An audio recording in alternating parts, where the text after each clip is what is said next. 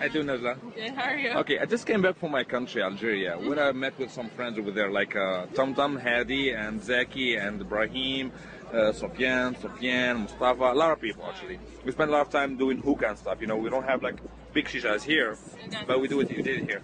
We have some major problem with her, something called mustasha. What is that? Mustasha is a girl, she's not even beautiful. She doesn't have any beauty on her face or something, on her body or something. And she thinks that she is beautiful, you know?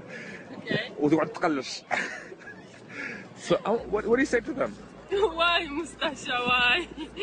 Why mustasha?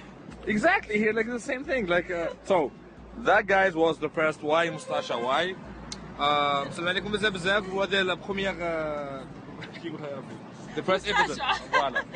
We say why mustasha why غادي نخاطر جايين فيكم واحد اخر ندوز نجلا وديونا علي. السلام عليكم ورحمه الله.